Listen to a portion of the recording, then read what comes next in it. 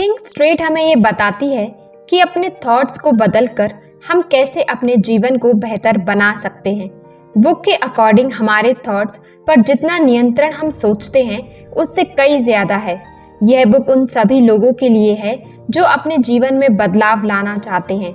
इससे करियर, रिश्ते और हर चीज़ में सुधार हो सकता है।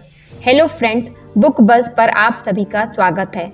आज हम बात करने वाले हैं थिंक स्ट्रेट बुक के बारे में, जिसको लिखा है डेरियस फोरो ने। पॉइंट 1, थॉट्स की पावर। आपके थॉट्स आपके जीवन को कंट्रोल करने में अनबिलीवेबली पावरफुल होते हैं। वे न केवल आपके अप्रोच और इमोशंस को अफेक्ट करते हैं, बल्कि आपके थ्रू लिए जाने वाले डिसीजंस और आपके थ्रू एक्सपीरियंस की जाने वाली रियलिटी को भी बनाते हैं। हमारे थॉट्स दो तरीकों से हमारी रियलिटी को बनाते हैं। पहला, थ्रू न्यूरोप्लास्टिसिटी। हमारा ब्रेन लगातार बदल रहा है और नई इंफॉर्मेशन और एक्सपीरियंस के बेस पर खुद को नया बना रहा है। जब हम बार बार कुछ सोचते हैं तो हमारा ब्रेन उन थॉट्स के अकॉर्डिंग खुद को बनाता है। एग्जाम्पल के लिए, अगर आप लगातार अपने आप को बताते हैं कि आप किसी चीज़ में फेल हो जाएंगे, तो आपका ब्रेन रियल में सक्सेस के लिए ज़रूरी न्यूरल कनेक्शन बनाने की कम पॉसिबिलिटी रखता है। दूसरा, आपके टास्क को इफेक्ट करके आपके थॉट्स आपके टास्क को इंस्पायर करते हैं। यदि आप मानते हैं कि आप किसी चीज़ को पूरा कर सकते हैं, तो आप पूरा करने की कोशिश करने की ज़्यादा पॉसिबिलिटी रखते हैं। दूसरी ओर, यदि आप मानते हैं कि आप फेल हो जाएंगे, तो आप कोशिश करने की भी जहमत नहीं उठाएंगे। एग्जाम्पल के लिए, बुक एक ऐसे इंसान का एग्जाम्पल देती है जिसने अपने आप को यह कहकर कैंसर से लड़ाई लड़ी कि वह बीमारी से बड़ा है, और एक ऐसे इंसान का एग्जाम्पल भी देती है जिसने अपने आप को यह कहकर बिजनेस में सक्सेस हासिल की कि वह अजय है। पॉइंट 2, अपनी लिमिटेड करने वाले बिलीव्स को पहचानना। अक्सर हमारे अपने थॉट्स ही हमारी सक्सेस और खुशी में बाधा डालते हैं। इन बाधाओं को अक्सर लिमिटिंग बिलीव्स कहते हैं। ये वे गहरी जड़ें जमाए थॉट्स हैं जो हमें विश्वास दिलाते हैं कि हम क्या करने में कैपेबल हैं और क्या नहीं। चलिए मैं आपसे कुछ सवाल पूछती हूँ। क्या आप अक्सर मैं नहीं कर सकता या यह मेरे लिए बहुत डिफ़िकल्ट है जैसे सेंटेंस का यूज़ करते हैं? क्या आप अक्सर फेलियर से डरते हैं और रिस्क लेने से बचते हैं? क्या आप खुद को क्रिटिसिज्म करते हैं और अपनी सक्सेस को कम मानते हैं? क्या आप दूसरों से कंपेयर करते हैं और अक्सर खुद को इनफ नहीं महसूस करते? अगर आप इनमें से किसी भी क्वेश्चन का आंसर हाँ में देते हैं, तो ये पॉसिबल है कि आपको अपने लिमिटेड करने वाले बिलीव्स को पहचानने और बदलने की ज़रूरत है। बुक कुछ स्ट्रैटेजीज देती है जिनमें शामिल है अपने थॉट्स को चैलेंज देना, नेगेटिव थॉट्स पर सवाल उठाएं और देखें कि क्या उनके पीछे कोई ठोस सबूत है। काइंड बनना, खुद की क्रिटिसिज्म करने के बजाय अपने आप से उसी तरह बात करें जैसे आप किसी मित्र से बात करेंगे। अपने आप को पॉजिटिव अफर्मेशन देना, अपने आप को याद दिलाएं कि आप कैपेबल हैं। छोटे टारगेट सेट करना और उन्हें पूरा करना, इससे आपका सेल्फ कॉन्फिडेंस बढ़ेगा। एम्बिशियस गोल्स को पाने के लिए इंस्पायर होंगे। Point 3, science of neuroplasticity. यह हमारे थॉट्स एंड टास्क के बेस पर आपके ब्रेन को बदलने और कस्टमाइज करने की क्षमता है। बुक बताती है कि हमारा ब्रेन एक फिक्स्ड पार्ट नहीं है, बल्कि यह जीवन भर नए एक्सपीरियंस को रिस्पॉन्स करके खुद को लगातार नया बनाता है। दूसरे शब्दों में, आप अपने ब्रेन को कई नई चीजें सीखने के लिए ट्रेन कर सकते हैं, पुरानी आदतों को तोड़ सकते हैं और यहाँ तक कि अपनी सोचने के स्टाइल को भी बदल सकते हैं। नई स्किल सीखना, किसी भी उम्र में नई चीजें सीखना इम्पॉर्टेंट है, चाहे वे न्यू लैंग्वेज हो, नया म्यूजिकल इंस्ट्रूमेंट हो या कोई नया शौक हो। ब्रेन नए न्यूरल कनेक्शन बनाकर और मौजूदा को मजबूत करके सीखने की प्रोसेस का जवाब देता है। अपनी सोच बदलें। आपके थॉट्स आपके ब्रेन को अफेक्ट करते हैं। नेगेटिव थॉट्स को पॉजिटिव थॉट्स से बदलकर आप टेंशन को कम कर सकते हैं, चिंता को दूर कर सकते हैं और मोर पॉजिटिव पर्सपेक्टिव डेवलप कर सकते हैं। नई हैबिट्स बनाना। पुरानी आदतों को छोड़ना और नई आदतें बनाना चैलेंजिंग हो सकता है, लेकिन यह डेफिनेटली पॉसिबल है। जब आप कुछ नया करने की प्रैक्टिस करते हैं, तो आप अपने ब्रेन को नए न्यूरल पाथवेज बनाने के लिए इंस्पायर करते हैं। अपने दिमाग को चैलेंज दें। रेगुलरली अपने दिमाग को चैलेंज देना इसे तेज रखने और न्यूरोप्लास्टिसिटी को बढ़ाने का एक शानदार तरीका है। पहेलियाँ करना, नई जगहों पर जाना और नई चीज़ें पढ़ना सब आपके दिमाग को एक्साइटेड करने के अच्छे तरीके हैं। पॉइंट 4, सेल्फ अवेयरनेस डेवलप करना। सेल्फ इम्प्रूवमेंट का पहला कदम यह है कि आप अपने थॉट्स और इमोशंस के लिए ज़्यादा अवेयर हो जाएं। इसका मतलब है कि आप अपने आप से लगातार यह पूछें कि आप क्या सोच रहे हैं और कैसा महसूस कर रहे हैं, बिना उन थॉट्स या इमोशंस को अच्छा या बुरा माने। यह न्यूट्रल ऑब्जर्वेशन की प्रैक्टिस है। बुक कुछ टेक्निक्स का सजेशन देती है जो सेल्फ अवेयरनेस बढ़ाने में मदद कर सकती है, जैसे कि माइंडफुल मेडिटेशन, जर्नलिंग और इमोशंस को पहचानने और लेवल करने की प्रैक्टिस। जितना आप अपने थॉट्स एंड फीलिंग्स से अवेयर होंगे, उतना आप उन्हें समझ पाएंगे और उन पर कंट्रोल रख पाएंगे। बुक इस बात पर भी जोर डालती है कि हम अक्सर अपने बारे में और दुनिया के बारे में नेगेटिव थॉट्स रखते हैं। यह थॉट्स हमें वापस खींच सकते हैं और हमारे गोल्स को पाने में बाधा डाल सकते हैं। इसीलिए बुक नेगेटिव थॉट्स को चुनौती देने और उन्हें पॉजिटिव थॉट्स से बदलने के महत्व पर जोर देती है। पॉइंट 5, थैंकफुलनेस की प्रैक्टिस और विजुअलाइजेशन। अपने जीवन में अच्छी चीज़ों की सराहना करने के लिए अपना फोकस करना। बुक के अकॉर्डिंग थैंकफुलनेस की प्रैक्टिस करना आपके थॉट्स को पॉजिटिविटी बदलने और आपके जीवन में खुशी और सेटिस्फैक्शन बढ़ाने का एक पावरफुल टूल है। यहाँ कुछ तरीके बताए गए हैं जिनका यूज़ आप थैंकफुलनेस की प्रैक्टिस करने के लिए कर सकते हैं। और एक ग्रैटिट्यूड जर्नल रखें। हर दिन उन चीज़ों को लिखें जिनके लिए आप थैंकफुल हैं, चाहे वे कितनी भी छोटी क्यों ना हो। यह आपके पॉजिटिव आउटलुक को बढ़ावा देने और आपको अपने जीवन में अच्छी चीज़ों की अधिक सराहना करने में मदद कर सकता है। थैंकफुलनेस के मोमेंट्स पर ध्यान दें। पूरे दिन उन चीज़ों के बारे में अवेयर रहें जिनके लिए आप थैंकफुल हैं। यह एक सुंदर सनसेट हो सकता है या बस यह फैक्ट है कि आप हेल्दी और अलाइव हैं। इन मोमेंट्स को एक्सेप्ट करना और उनकी सराहना करना आपके मूड को बेहतर बनाने में मदद कर सकता है। दूसरों को धन्यवाद कहें। जब कोई आपके लिए कुछ अच्छा करता है तो उन्हें धन्यवाद कहना ना भूलें। यह सिंपल एक्ट थैंकफुलनेस एक्सप्रेस करने और आपके रिश्तों को मजबूत बनाने का एक शानदार तरीका है। विजुअलाइजेशन एक पावरफुल टूल है जिसका यूज़ आप अपने गोल्स को पाने और डिजायर्ड फ्यूचर को साकार करने के लिए कर सकते हैं। यह इस तरह काम करता है, मनचाहा फ्यूचर की इमेजिनेशन करना, अपनी आंखें बंद करके या मेंटली यह इमोशनली करें कि आप अपने गोल्स को पा चुके हैं। जितना हो सके ज़्यादा से ज़्यादा डिटेल्स के साथ इमेजिनेशन करें, जैसे आप कैसा महसूस कर रहे हैं, आप कहाँ हैं और आपके आसपास क्या हो रहा है। इमोशंस को जोड़ना। इमेजिनेशन के दौरान पैदा होने वाली पॉजिटिव इमोशन जैसे खुशी, प्राउड या सेटिस्फैक्शन पर ध्यान दें। इन इमोशंस को अपने गोल्स को पाने की एज अ इंस्पिरेशन यूज करें। एक्शन के लिए इंस्पायर होना। अपनी इमेजिनेशन को हकीकत में बदलने के लिए ठोस कदम उठाएं। इमेजिनेशन से मिले गाइडेंस का यूज करके गोल सेट करें और उन तक पहुंचने के लिए स्ट्रैटेजी बनाएं। अगर आप विजुअलाइजेशन को गहराई से जानना चाहते हैं तो हमारी the power of your subconscious mind वाला वीडियो ज़रूर देखें, लिंक डिस्क्रिप्शन में है। Point 6, goal setting and achievement.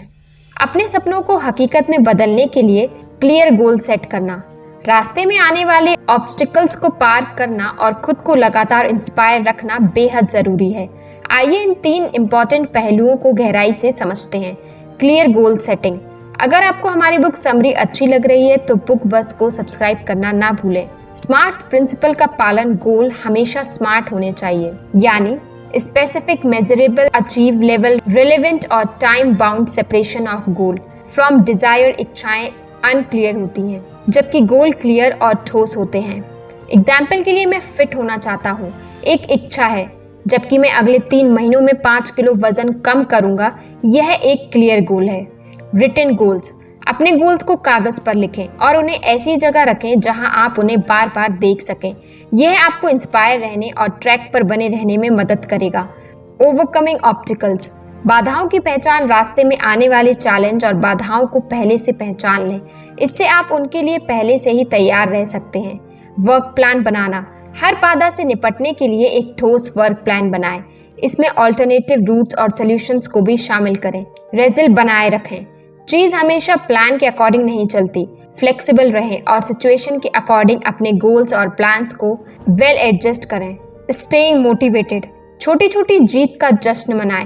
अपने गोल्स के रास्ते में मिलने वाली छोटी छोटी सक्सेस का जश्न मनाएं। यह आपको आगे बढ़ने की इंस्पिरेशन देगा। पॉजिटिव सोच बनाए रखें, नेगेटिव थॉट से बचें और पॉजिटिव थिंकिंग अपनाएं। खुद पर और अपनी कैपेबिलिटीज पर विश्वास करें। मोटिवेशनल लोगों से जुड़ें, ऐसे लोगों के साथ समय बिताएं जो आपको इंस्पायर करते हैं और पॉजिटिव एनर्जी देते हैं। एक सपोर्टिव कम्युनिटी बनाएं। Point 7, building relationships. Book think straight मजबूत और मीनिंगफुल रिलेशनशिप बनाने के इम्पोर्टेंस पर काफ़ी जोर देती है। यह सिखाता है कि कैसे आप इफेक्टिव कम्युनिकेशन, पॉजिटिव आउटलुक और म्यूचुअल रिस्पेक्ट कैसे अपने रिलेशंस को मजबूत बना सकते हैं। इफेक्टिव कम्युनिकेशन क्लियर और ईमानदार रहें, अपनी फीलिंग्स क्लियर एक्सप्रेस करें, लेकिन साथ ही दूसरों की फीलिंग्स का भी रिस्पेक्ट करें। जब कोई आपसे बात कर रहा हो तो सिर्फ सुनने का नाटक ना करें, बल्कि उनकी बातों को ध्यान से सुनें और समझने की कोशिश करें। बिना क्रिटिसिज्म के सिंपैथी दिखाएं, दूसरों की राय और इमोशंस को समझने की कोशिश करें, भले ही आप उनसे सहमत ना हो। पॉजिटिव बॉडी लैंग्वेज का यूज़ करें, आंख से कांटेक्ट बनाएं, खुले दिमाग से बात करें और पॉजिटिव बॉडी लैंग्वेज का यूज़ करें। रेजोल्यूशन ऑफ डिस्प्यूट्स, शांत रहें और प्रॉब्लम को समझने की कोशिश करें। गुस्से में आने की बजाय शांत रहें और प्रॉब्लम की जड़ तक पहुंचने की कोशिश करें। अपने और दूसरे के नज़रिए से देखें, सिचुएशंस को अपने और दूसरे इंसान के नज़रिए से देखने की कोशिश करें। प्रॉब्लम का सल्यूशन ढूंढने के लिए एक दूसरे के साथ मिलकर काम करें। समझौता करने और ज़रूरत पड़ने पर माफ़ी मांगने के लिए तैयार रहें। माफ़ी मांगने और क्षमा करने की पावर को समझें।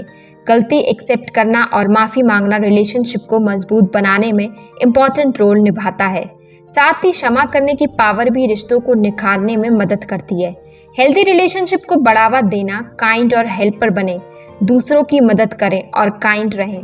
अपने पार्टनर या दोस्तों की तारीफ करें, उनकी सराहना करें और उन्हें बताएं कि आप उनकी कितनी कद्र करते हैं।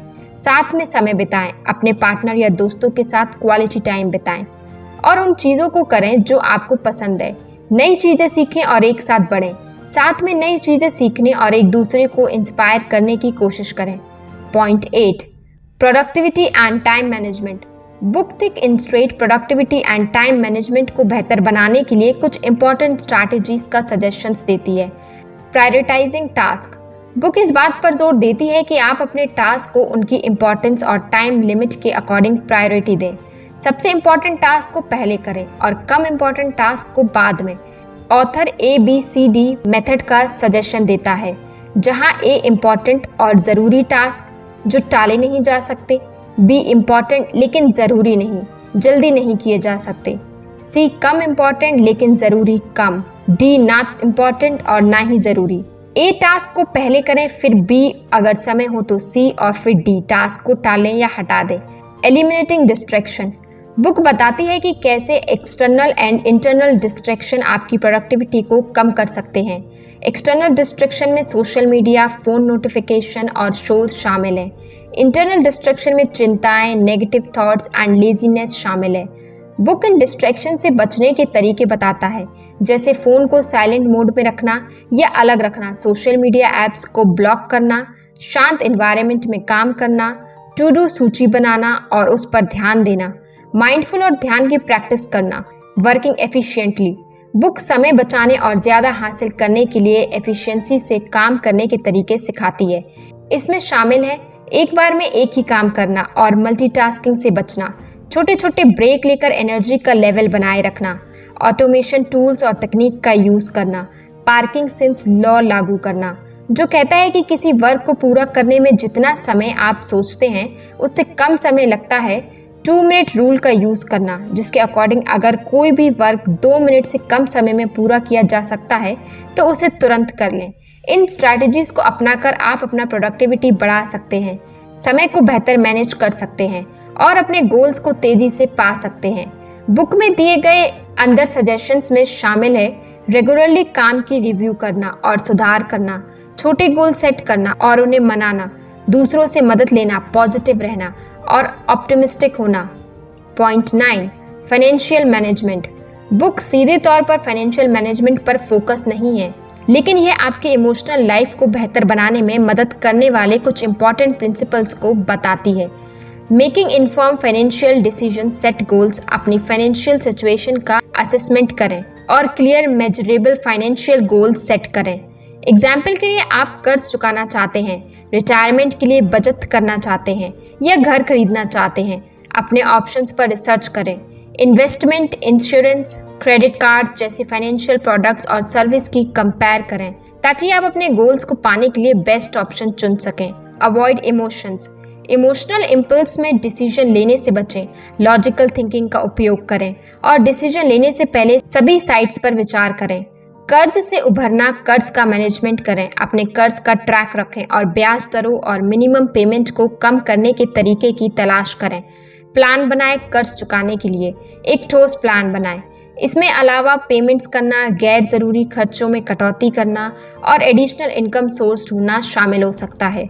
हेल्प लें। यदि आप कॉन्फ्लिक्ट कर रहे हैं तो फाइनेंशियल एडवाइज़र या डेट काउंसलर से सहायता लें। फाइनेंशियल गोल्स को पाना। सेविंग्स की आदत डालें, रेगुलरली बचत करने की आदत डालें। भले ही अमाउंट कम ही क्यों ना हो, समय के साथ आपकी सेविंग्स अमाउंट बढ़ती जाएगी। इन्वेस्टमेंट करें अपने गोल्स को तेज़ी से पाने के लिए। अपनी बचत को विजडम से इन्वेस्ट करें। वेरियस इन्वेस्टमेंट ऑप्शन जैसे कि म्यूचुअल फंड, स्टॉक्स पर रिसर्च करें और अपने रिस्क टॉलरेंस के बेस पर इन्वेस्टमेंट करें। अपने खर्चों को ट्रैक करें, यह समझने के लिए कि आपका पैसा कहाँ जा रहा है। अपने खर्चों को ट्रैक करें, इससे आपको ज़रूरी खर्चों की पहचान करने और बचत करने के लिए जगह खोजने में मदद मिल सकती है। Self awareness. अपनी फाइनेंशियल आदतों को, बिहेवियर्स के बारे में जागरूक रहें। जिम्मेदारी लें, अपने फाइनेंशियल डिसीजंस के लिए जिम्मेदारी लें और गलतियों से सीखें। लॉन्ग टर्म की अप्रोच रखें, क्विक प्रॉफिट के बजाय लॉन्ग टर्म फाइनेंशियल स्टेबिलिटी पर ध्यान दें। आपके ओवरऑल हेल्थ में आपका physical, mental and emotional wellbeing शामिल है।